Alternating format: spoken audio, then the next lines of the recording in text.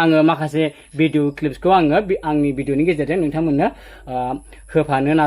नाजानोसै आं होफानोसै नोंथांमोना आंनि भिडिअनि गेजेरजों नायलांजोबब्लानो जाबाय आरो नायगिरि बिथांमोननिसिम आंनि मोनसे खावलायनाय जाय बिथांमोना आंनि आयना बड' इउटुब चेनेलाव दिनैसो गोदानै फैदों बिथांमोना आंनि चेनेलखौ अननानै साबस्क्राइब लाइक एन्ड शेयार खालामनानै हो जाहाथे आंनि चेनेलाबो नोंथांमोननि अननाय आरो मददजों आंनि चेनेलाबो जाहाथे दावगालांनो हायो आंबो नोंथांमोननि अननायजों दावगालांनो हायो हेल' लोगोफोर ग्रेड 4 पस्टनि एग्जाम हैनायाव मारै जाखो मा जाखो आं बिनि बागै नोंथांमोननो बे भिडिअनि गेजेरजों फारि फोरमायलांगोन नोंथांमोना भिडिअखौ जोबजासे नायलांब्लानो जाबाय आरो आं नोंथांमोननो दायो फोरमायलांनोसै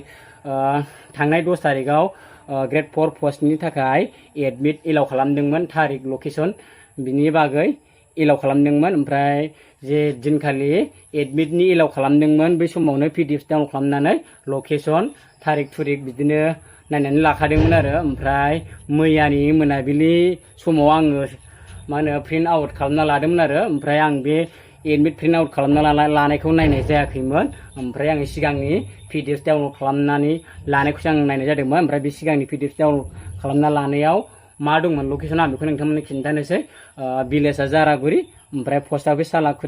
सालाखाथि ओमफ्राय ओइस स्कुल आरो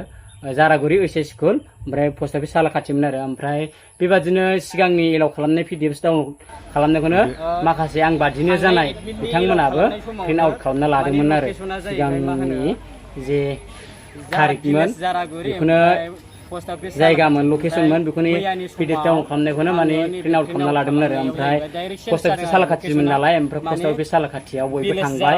आन्दायनानै माखासे थांफिनबाय माखासे गसाइगाव जारागुरियाव थांनो होननानै थांफिनबाय ओमफ्राय माखासे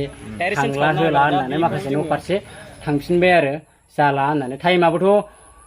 9ता बारखाबायमोन 10ता जाहां जाबायमोन ओमफ्राय सोरबा गसाइगाव फारसे थांबाय आरो ओमफ्राय जोङो खमैबो 70 प्लास दंमोन 70 प्लासाव माखासे थांफिनबाय माखासे थाबाय आरो जों थाबाय माखासे ओमफ्राय सालाखाथि थानानि असिया रायलायबाय क'क्राझार माने एडिशनेल डिस्पेचार जों रायलायहरबाय ओमफ्राय एडिशनेल डिस्पेचारा दसे उनाव सफैबाय ओमफ्राय फैबाय रायलायबाय ओमफ्राय पुलिस बास लेंहरबाय आरो पुलिसफ्रा माने गावसिनि बासखौ लेंहरबाय आरो नोंसोर जारागुरि गसाइगावआवनो थांदो होननानै पुलिस बासखौ लेंहरनाय जाबाय आरो डिस्पेचाराबो उनाव सफैबाय ओमफ्राय सफैनानै ओमफ्राय रायलायबाय गसाइगावआव थांनांसिगोन आं रायलायहरबाय थौदो टाइमखौ नोंसिनि थाखाय मेनेजमेन्ट खालामना होसिगोन होननानै रायलायनानै सारा जोंखौ गसाइगाव फारसे लानानै फैबाय आरो सारमोननि गारिनि उन जोङो जोंनि गारि बे पुलिस बासखौ जोङो सालायबाय आरो सारमोननि उन ओमफ्राय जों फैबाय थाबाय ओमफ्राय फैनानै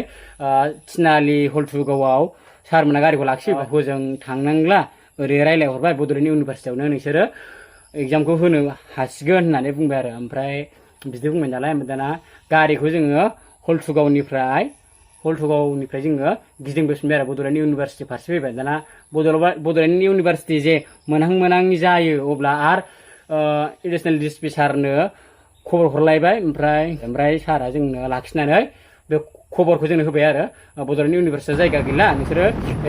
रिलेटिभ पाब्लिक स्कुलाव नोंसोर एग्जामखौ हैनो मोनसिगोन जोङो फैबाय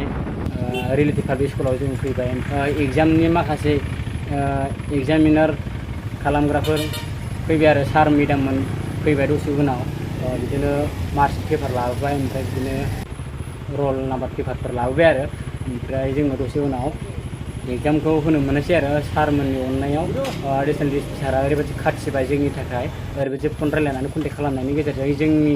जे होनो गोनां एग्जामखौ होनो होबाय खाबु होबाय बेनि थाखाय सारमोननिसिम रोजा साबायखर थेंक इउ जासिबाय जों एग्जाम होनो मोनग्राफोरनि गोसोखौ गोजोन होनायनि थाखाय जोंखौ एग्जाम होनायखौ जाफुंसार खालामनायनि थाखाय गोजोन होनायनि थाखाय जोङो सारमोननिसिम रोजा थेंक इउ जोंनो आसाम सरकारा बे खाबुखौ मोजाङै जोंनो होफिननायनि थाखाय गोसो गोरबोनिफ्राय गोजोननाय थाबाय मा रोखोम जाखो एग्जामफोरखौबो आं बुंनो हाला ओमफ्राय गासै कुइसन पेपाराव 135 थामोन ओमफ्राय लिरबोजोबनो हानाय जायासै लोगोफोर जानाय जायो थाखायो मोनफा मोननैयाथ' मिस्टेक जालांखायो बेखौथ' माबा सोर मा बुंनो रोंबावनाय बेनोसै आरो लोगोफोर अभार जानायखौ नुवाखै 5 मिनिट 3:30 जोबलाबायनांगौ दा फटो 2 घन्टा नालाय डेटनिफ्राय जायाखैलै 12:30निफ्राय जागोन 12:30 जादों नोंसिनि एग्जामा नै गोदोनि ट्राकआव गाखोलायबाय केन्डिडेटफ्रा स्पेसियेल एग्जाम स्पेसियेल केन्डिडेट ओइ टाइमा फुरा अभारखा अभार होदोंना